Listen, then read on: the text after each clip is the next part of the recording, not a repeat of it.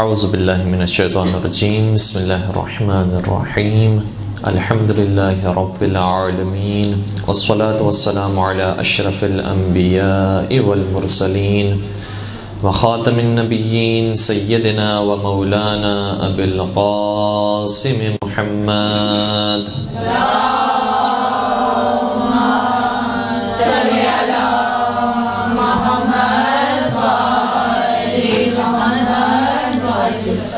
وعلى أهل بيته الطيبين الطاهرين المعصومين المظلومين الذين أذهب الله عنهم الرجس وطهرهم تطهيرا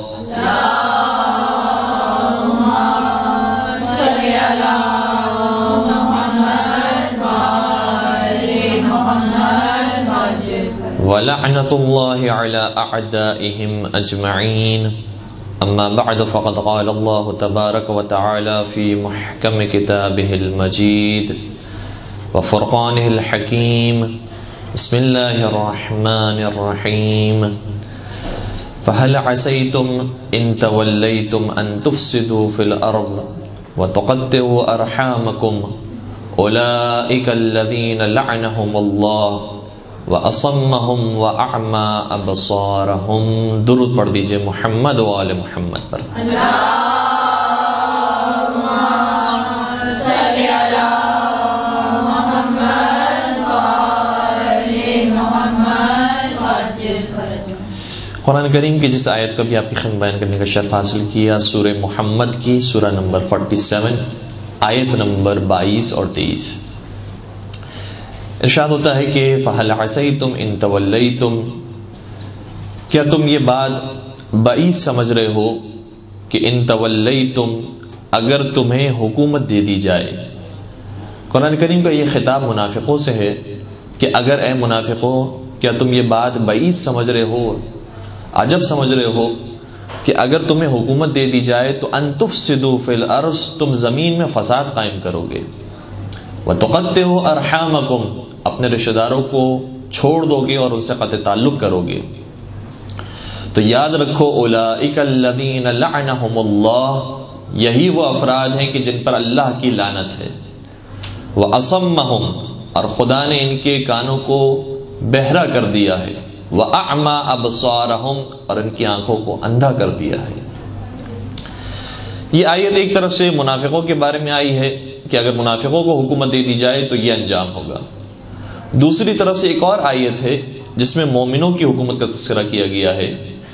اس میں ارشاد ہوتا ہے بسم اللہ الرحمن الرحیم الذین ان مکناہم فی الارض اقاموا الصلاۃ وآتوا الزکاۃ وامروا بالمعروف ونہوا عن المنکر وللہ عاقبۃ الامور.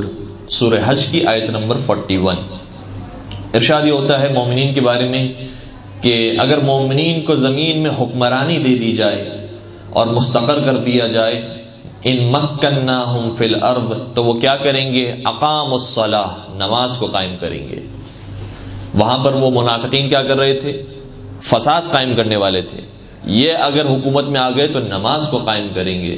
وآتوا الزکاۃ، اور زکوٰۃ کو ادا کریں گے. وامروا بالمعروف، اور عمل بالمعروف کریں گے. ونہوا عن المنکر، اور نہی عن المنکر کریں گے. وللہ عاقبۃ الامور، اور تمام امور کا انجام اور عاقبت اور بازگش پروردگار کے پاس ہے. تو یہ دو آیتیں ہمارے پاس موجود ہے جس سے پتہ چلتا ہے کہ ایک الہی حکومت ہے، ایک مومنین کی حکومت ہے، اور ایک شیطانی حکومت ہے اور کافروں کی، منافقوں کی حکومت ہے. اگر حکومت مومنین کے پاس آ جائے تو وہ نماز کو قائم کرتے ہیں، اگر حکومت کافروں اور منافقوں کے پاس آ جائے تو وہ فساد پیدا کرتے ہیں. اسی لیے شاید ہم جب زیارت امام حسین پڑھتے ہیں یا باقی ائمہ کی بھی جب زیارت پڑھتے ہیں تو اس کے اندر ایک بات کی گواہی دیتے ہیں کہ اشہد انک قد اقمت الصلاۃ، اے امام میں گواہی دیتا ہوں کہ یقیناً آپ نے نماز کو قائم کیا ہے، آپ نے زکوٰۃ کو ادا کیا ہے، آپ نے امر بالمعروف کیا ہے، آپ نے نہی عن المنکر کیا ہے، آپ نے اللہ اور رسول کی اطاعت کی ہے، یہاں تک کہ آپ کو موت آ گئی. تو اگر مومنین کو حکومت دی جائے گی تو نمازیں قائم ہوں گی اور اللہ کی عبادت ہوگی. اگر منافقوں کو حکومت دی جائے گی تو فساد اور قتل و غارت گری ہوگی. اور اس سے یہ بھی واضح ہو گیا کہ دو طرح کے امام پائے جاتے ہیں, دو طرح کے نظریے اور حکومتیں پائی جاتی ہیں۔ ایک امام امام حق ہے، ایک امام امام باطل بھی ہے۔ یہاں پر امام سے مراد حاکم، ایک حاکم باطل ہے اور ایک حاکم حق ہے۔ جو حق کا امام ہوتا ہے وہ حکومت آنے کے بعد اپنے شہرت کے لیے، اپنے نام کے لیے کام نہیں کرتا، اللہ کی عبادت کے لیے کام کرتا ہے، لوگوں کو بندگی پروردگار کی طرف لے کر آتا ہے۔ اور جو باطل ہوتے ہیں وہ اپنی حکومت کو باقی رکھنے کے لیے جو بھی حق کی بات کہنے والے ہوتے ہیں انہیں قتل کرواتے ہیں اور فتنہ فساد پھیلاتے ہیں۔ عجیب بات یہ ہے کہ احمد ابن حنبل کے بیٹے امام احمد ابن حنبل، جو آپ کو معلوم ہے کہ اہل سنت کے 4 بڑے فقہ پائے جاتے ہیں، 4 بڑے مذاہب پائے جاتے ہیں، اس میں سے ایک بڑے مذہب حنبلی فرقے کے بانی امام احمد ابن حنبل سے ان کے بیٹے نے سوال کیا۔ کیا سوال کیا؟ سوال یہ کیا کہ بابا جان یہ بتائیے کہ کیا یزید پر لعنت بھیجنا جائز ہے؟ تو انہوں نے جواب کے اندر اسی آیت کو پیش کیا، انہوں نے کہا کہ ہاں بالکل جائز ہے۔ کیا کیسے جائز ہے؟ کہا قرآن کریم میں لکھا ہوا ہے۔ کہاں لکھا ہوا ہے قرآن کریم میں؟ تو انہوں نے سورہ محمد کی آیت نمبر 22 اور 23 کی تلاوت کی۔ انہوں نے کہا دیکھو قرآن کریم میں لکھا ہوا ہے کہ اگر منافقوں کو حکومت دے دی جاتی ہے تو وہ زمین میں فساد قائم کرتے ہیں اور قطع تعلق سے کام لیتے ہیں۔ پھر لعنت کا ذکر کہاں پر آیا؟ اگلی آیت میں فرمایا اولئک الذین لعنہم اللہ، یہی وہ افراد ہیں جن پر اللہ کی لعنت ہے۔ تو اس کا مطلب یہ ہوا کہ جب یزید نے فساد قائم کیا ہے تو اللہ کی لعنت قرآن کریم کے مطابق اس پر ضرور نازل ہوگی۔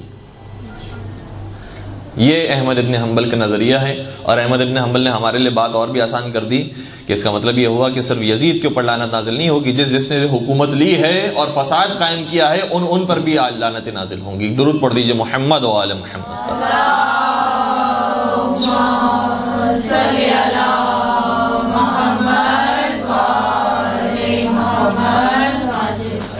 خیر، یزید کے اوپر لعنت بھیجنا جائز ہے جائز نہیں، اس حوالے سے بہت سارے آرائز بیان کی جا سکتی ہیں اور ہوتی بھی رہتی گفتگو، اور ہونی بھی چاہیے کہ جس نے نبی اور آل نبی کو اذیت پہنچائی ہو، قرآن کریم کے اندر یہ آیت موجود ہے کہ ان الذین یؤذون اللہ ورسولہ اولئک لعنہم اللہ فی الدنیا والآخرہ، جنہوں نے اللہ اور رسول کو اذیت پہنچائی ہے دنیا اور آخرت میں ان کو پر لعنت ہو۔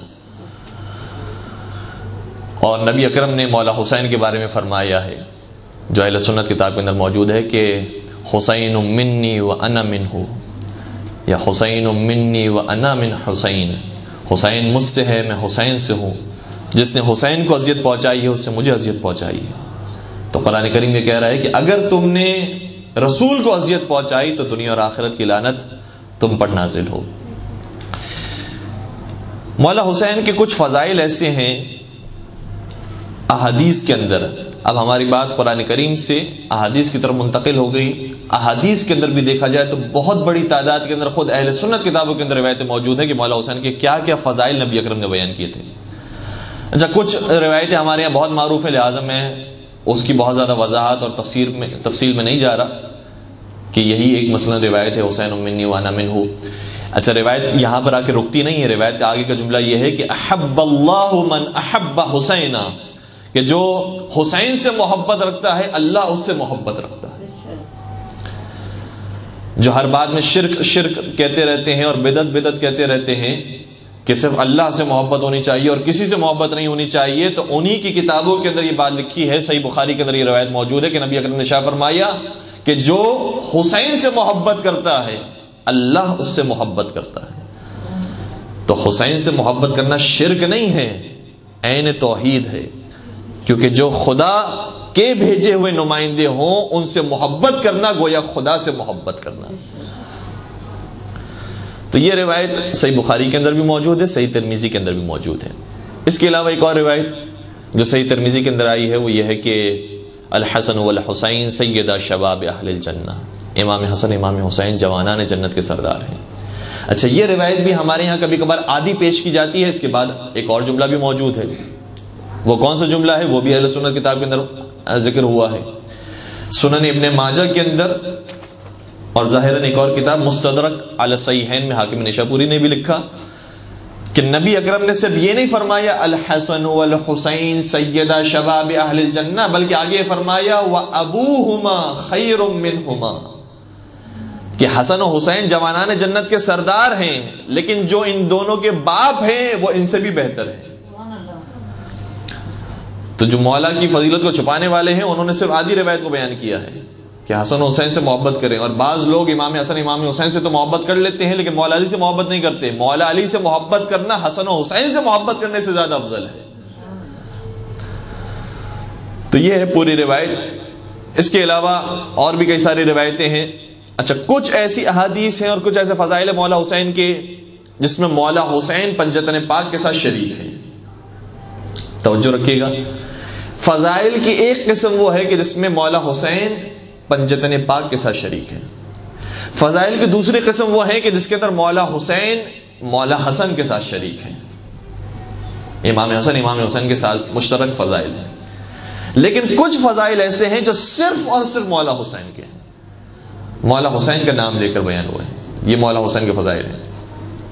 جو مشترک فضائل ہیں اس کے اندر تو اب بہت سارے فضائل بیان ہو سکتے ہیں، لیکن ایک روایت جو شاید کم سنی جاتی ہے اور کم بیان کی جاتی ہے وہ آپ کے خط بیان کروں، اور اتفاق سے یہ بھی اہل سنت کتاب کے اندر مل جاتی ہے ہمیں روایت۔ تاریخ بغداد میں خطیب بغدادی نے روایت لکھی ہے، اور متقی ہندی نے کنز العمال کے اندر یہ روایت لکھی ہے، مجموع الزوائد میں ابن حجر ہیثمی نے یہ روایت لکھی ہے۔ روایت کیا ہے، نبی اکرم نے شاہ فرمایا لما استقر اہل الجنت فی الجنہ،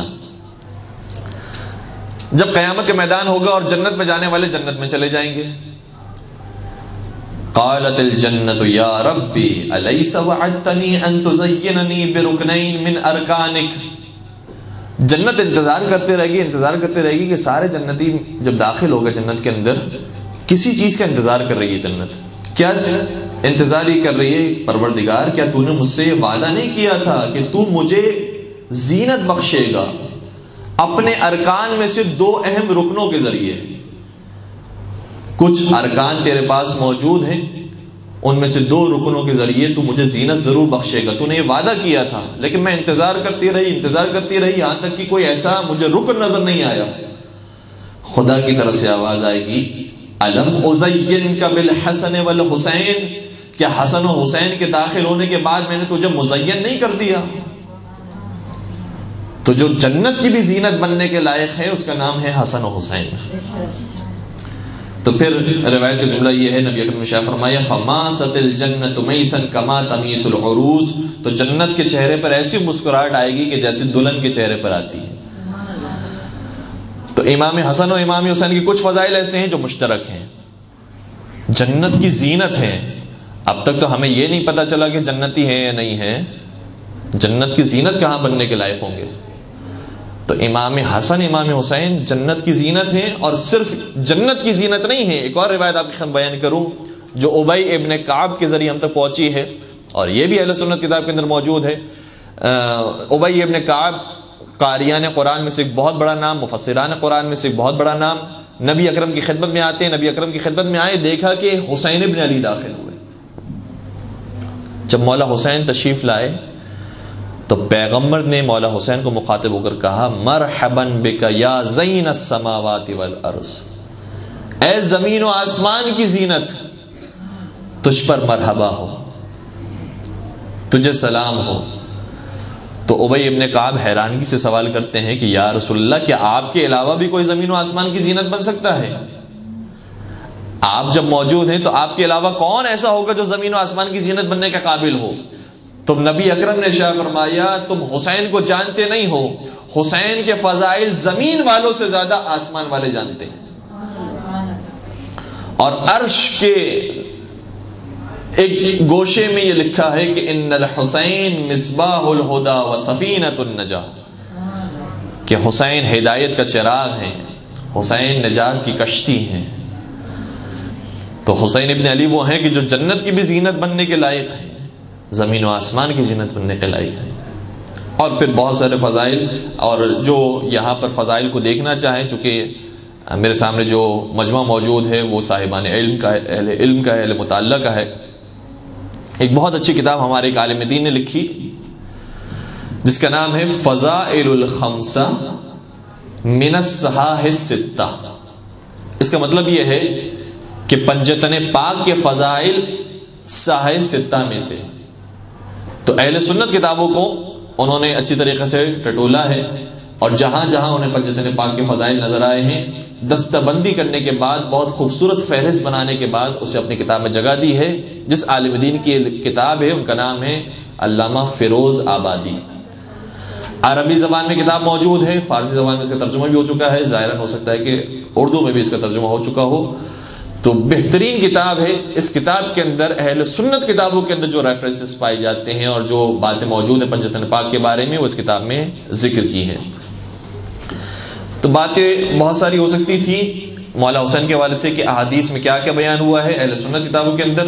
برحمتک یا ارحم الراحمین وصلی اللہ علی محمد وآلہ الطاہرین.